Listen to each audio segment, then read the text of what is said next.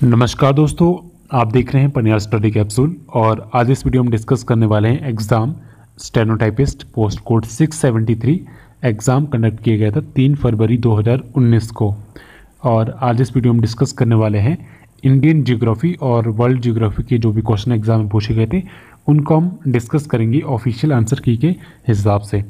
तो टोटल इसमें 20 क्वेश्चन पूछे गए हैं और अगर आपको बुक्स रेफ़र करनी है कुछ एक इंडियन ज्योग्राफी के लिए तो मैंने डिस्क्रिप्शन बॉक्स में काफ़ी सारी बुक्स दी है, तो आप वहाँ से चेक कर सकते हो सकता है आपको कुछ एक बुक आपके काम आ सके एग्ज़ाम प्रिपरेशन के लिए। तो चलिए इसी के साथ वीडियो की शुरुआत करते हैं। तो चलिए वीडियो की शुरुआत करते हैं। फर्स्ट क्वेश्चन क्या है, गांधी जी दक्षिण अफ्रीका से भारत कब आए थे? 1915 9 जनवरी 1915 जिसे प्रवासी दिवस के रूप में मनाया जाता है। ऑलरेडी मैं डिस्कस कर चुका हूँ इंडियन हिस्ट्री में। नेक्स्ट स्टार्ट करते हैं 126 Indian geography. Which of the following is a carbonaceous rock? तो इनमें से कौन सी चट्टान है जिसमें कार्बन पाया जाता है? तो सभी है पीट, लिग्नाइट, कोल। ठीक है, तो all of this option D is the correct answer और 125 का ऑप्शन डी ही था।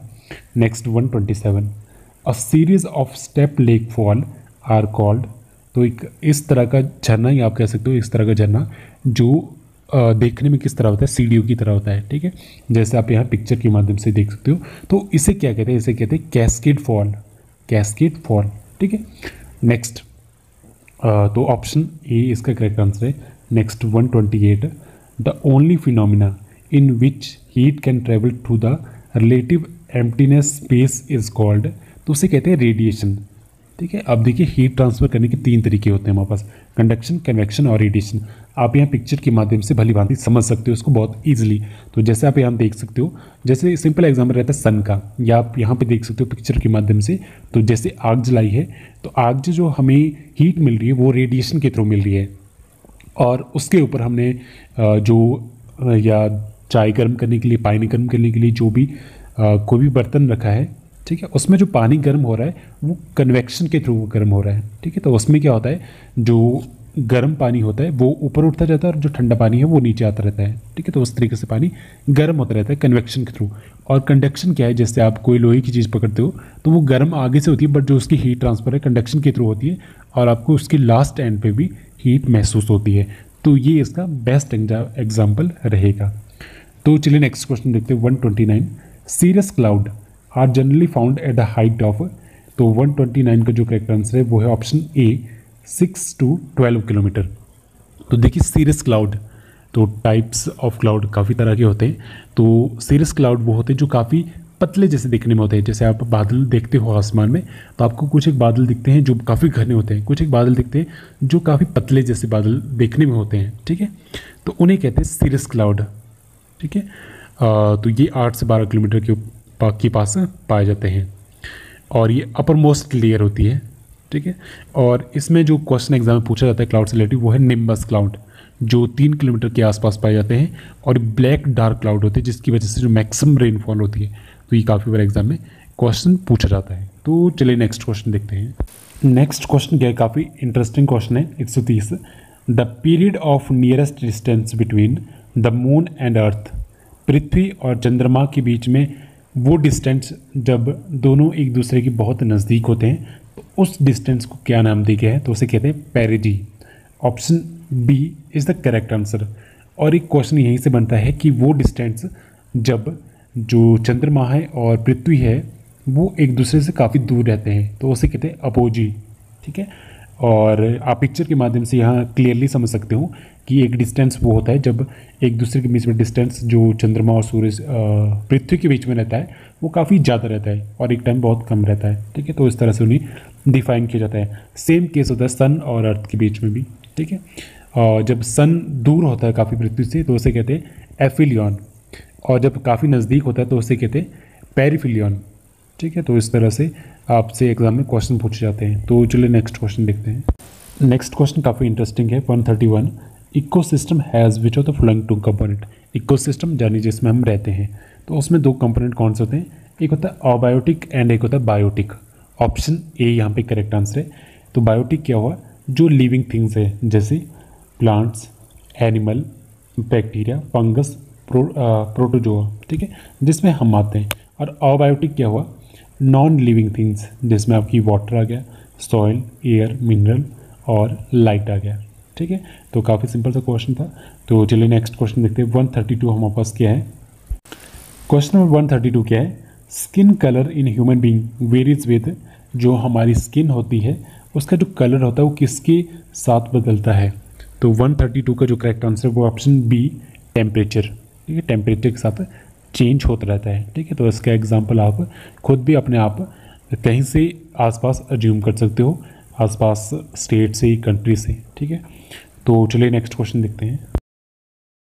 नेक्स्ट क्वेश्चन क्या है 133, shifting cultivation is also known as, shifting cultivation simple में समझिए तो ऐसी कल्टीवेशन जो फार्मर के द्वारा की जाती है, पहले एक जगह की जाएगी, ठीक है, एक लैंड पे की जाएगी, उसके बाद वो दूसरी लैंड पे शिफ्ट हो जाते हैं, तो उसे कहते हैं शिफ्टिंग कल्टीवेशन।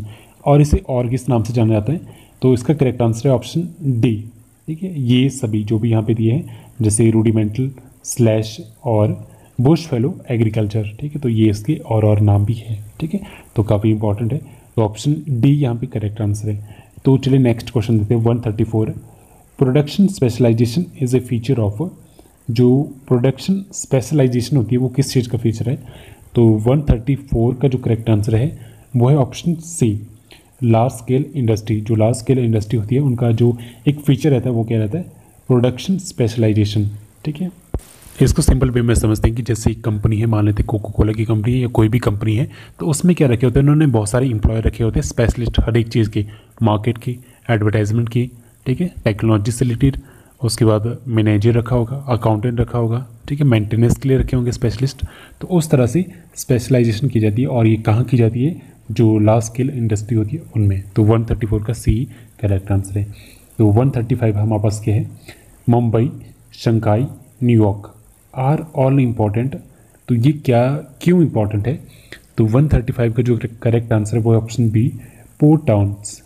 तो पोर्ट टाउन सिंपली क्या होते हैं, ऐसा शहर या सिटी जो समुद्र के किनारे होते हैं, समुद्र के तट के किनारे होते हैं, जहाँ से जो शिप्स होती है वो लोड की जाती है और अनलोड की जाती है, ठीक है। तो ऑप्शन बी यहाँ पे करेक्ट आंसर है। तो नेक्स्ट क्वेश्चन देखते हैं 136, local name of China is, तो चाइना का लोकल नेम क्या है। 136 का जो करेक्ट आंसर वो ऑप्शन ए, ऑप्शन ए झोंगुओ, ठीक है, झोंगुओ इसका लोकल नेम है चाइना का, ठीक है। और यहाँ की जो कैपिटल है वो बीजिंग है, और करेंसी है, दो करेंसी है यहाँ की, रेनमिनबी और युआन, ठीक है। तो चलिए नेक्स्ट क्वेश्चन देखते हैं 137, which of the following is structurally the most stable region. तो इनमें से कौन सा मोस्ट स्टेबल रीजन है, ठीक है। तो 137 का जो करेक्ट आंसर है वो है option C, the Deccan plateau, दक्षिण का पठार सबसे स्टेबल रीजन माना जाता है।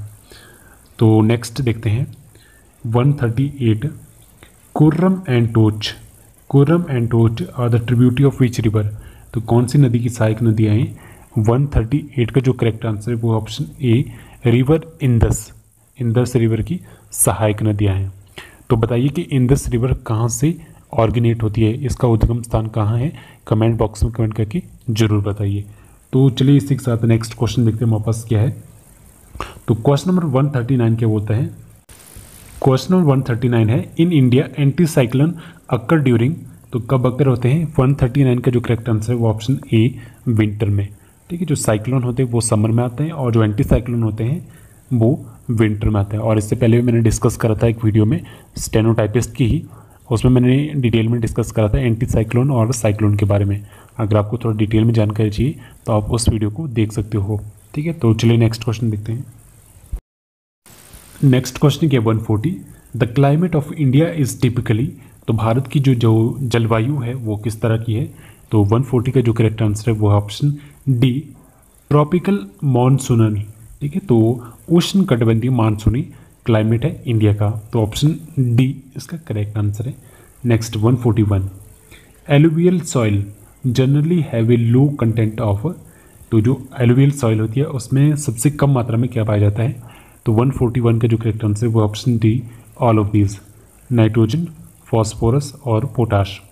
बात करें एलुवियल सॉइल की, तो एलुवियल सॉइल यानी जिसे हिंदी में जलोढ़ मिट्टी कहते हैं, ये जो बड़े बड़े मैदान रहते हैं, नर्मदा, ताप्ती, महानदी, गोदावरी, कृष्णा, कावेरी, इनकी घाटियों में पाए जाते हैं। ठीक है, और इंडिया में इसकी परसेंटेज है 22.16%। और सबसे ज़्यादा जो सॉइल पाई जाती है इंडिया में वो है ब्लैक सॉइल, जिसे काली मिट्टी कहा जाता है। और उसके बाद नेक्स्ट आती है रेड सॉइल, और उसके बाद जो नेक्स्ट नंबर आता है वो आता है एलुवियल सॉइल का। ठीक है, और टोटल इंडिया में 8 टाइप्स की सॉइल पाई जाती है। तो चलिए नेक्स्ट क्वेश्चन देखते हैं। नेक्स्ट 142 की है, muscovite and biotite are major form of, किस चीज़ की फॉर्म है, ये है माइका की फॉर्म, अब्रक। Option D is the correct answer. Next 143, which of the following plant in India is also known as पागल की दवा। ठीक है, तो ऐसे ही कौन सा प्लांट है जिसे पागल की दवा कहा जाता है इंडिया में। तो 143 का जो करेक्ट आंसर है वो है ऑप्शन ए। ऑप्शन ए रोवल्फाया सर्पेंटिना, और इसे इंडियन स्नेक रूट और डेविल पेपर के नाम से भी जाना जाता है। तो आपके मन में थोड़ी जिज्ञासा हो रही होगी, ठीक है, तो किस तरह का है ये कि जिसका नाम है पागल की दवा। ठीक है, तो आप यहाँ पिक्चर के माध्यम से देख सकते हो कि पागल की दवा किस तरह से देखने में होती है। और ये पाई जाती है सब हिमालयन रीजन में, और अप टू हाइट 1000 मीटर और 3000 फीट तक ये पाए जाते हैं। ठीक है, और इनका जो यूज़ रहता है, यूज़ क्या रहता है, हाई ब्लड प्रेशर को कंट्रोल करने के लिए इनका यूज़ किया जाता है। तो चलिए नेक्स्ट क्वेश्चन देखते हैं। नेक्स्ट क्वेश्चन क्या है 144। अगर आपने अभी हाल ही में एक मूवी देखी होगी उरी द सर्जिकल स्ट्राइक, तो उससे से रिलेटेड क्वेश्चन है, which of the following dam is not located in Himachal Pradesh. तो ऑप्शन डी उरी इसका करेक्ट आंसर है। ठीक है, तो उरी कहाँ पड़ता है, ये जो डैम है ये है बारामूला डिस्ट्रिक्ट जो पड़ती है जम्मू कश्मीर में, और यहाँ पे 480 मेगावाट का हाइड्रो प्रोजेक्ट है, और ये बना है कौन सी रिवर पे, झेलम रिवर पे। तो ऑप्शन डी यहाँ पे करेक्ट आंसर है। और कमेंट बॉक्स में कमेंट करके बताइए कि जो बाकी यहाँ पे ऑप्शन है वो हिमाचल प्रदेश में कौन कौन सी डिस्ट्रिक्ट में है पढ़ते हैं। ठीक है, और कौन कौन सी रिवर पे है। ठीक है, कमेंट बॉक्स में कमेंट करके ज़रूर बताइए। आपकी ही इससे जो नॉलेज है वो थोड़ी इंक्रीज़ होती रहेगी अगर आपको इन केस से नहीं पता है तो। नेक्स्ट 145 देखते हैं, विच industry is basically dominated by private bodies. तो इसका correct answer option A cement industry. ठीक है, कुछ इंडस्ट्री ऐसी होती है जिसमें गवर्नमेंट का भी कुछ एक शेयर रहता है, और कुछ एक इंडस्ट्री रहती है जो टोटली प्राइवेट रहती है। तो वो मैक्सिमम कौन सी है, वो है सीमेंट इंडस्ट्री। तो ऑप्शन ए इसका करेक्ट आंसर है। और नेक्स्ट हमारे पास जो क्वेश्चन है वो है इंडियन पॉलिटी से रिलेटेड, तो उनको मैं नेक्स्ट पार्ट में डिस्कस करूंगा। आज इस पार्ट में हमने सिंपली डिस्कस करा इंडियन जियोग्राफी पार्ट। तो आपको बताइए कि आपको एग्जाम का लेवल कैसा लगा, ईजी, मॉडरेट और हार्ड।